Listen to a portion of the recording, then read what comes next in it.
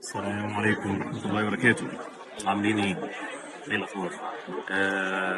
يعني عدى وقت طويل قوي آخر مرة عملت أي فيديو ليه علاقة بأي حاجة، وده عشان تغيرات كتيرة عندي في حياتي وفي شغلي وفي الدنيا كلها أصلا. حابب إن أنا أقول إن شاء الله فيديوهات الإدارة مش هتجواني راجعة، وهترجع كمان بالانجليزي غالبا على لينكد ان، بالعربي وبالانجليزي ان شاء الله.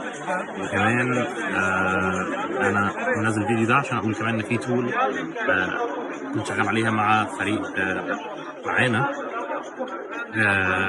بقالي فتره، طبعا بالاي اي وكل حاجه.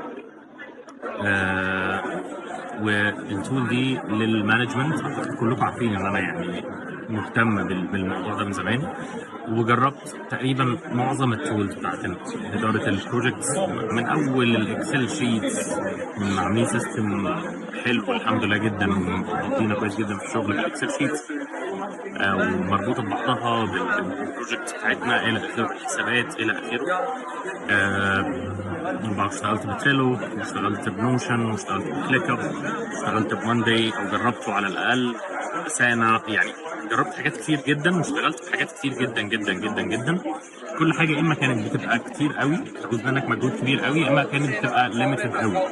ليميتد قوي مش بتديك امكانيه قوي، اما كانت بتبقى كستمايزبل جدا زي نوشن مثلا، وقعدت فتره اقنع الناس بنوشن بس هو كستمايزبل جدا. فالتول دي احنا لسه يعني عاملين لها بيتا لانشنج يعني، فان شاء الله يعني هحط لينك تجربوها.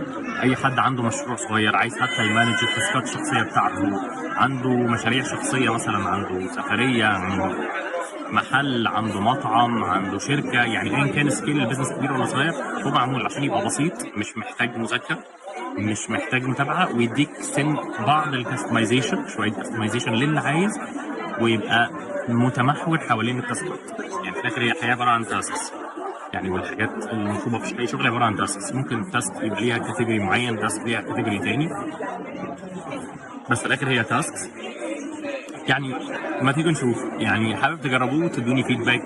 الموضوع لسه في البيتا تيستنج، ف دلوقتي احنا موقفين الدفع، بعد كده هيبقى بسبسكريبشن بيس طبعا، بس سبسكريبشن صغير. يعني وحابب فعلا اصدقائي المهتمين بده واللي كانوا بيتابعوني في ده واللي يعرفوهم يجربوه ويدوني فيدباك. شكرا، سلام عليكم.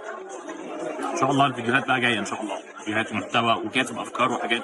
احلق بس دقني وارتب الدنيا وننطلق ان شاء الله.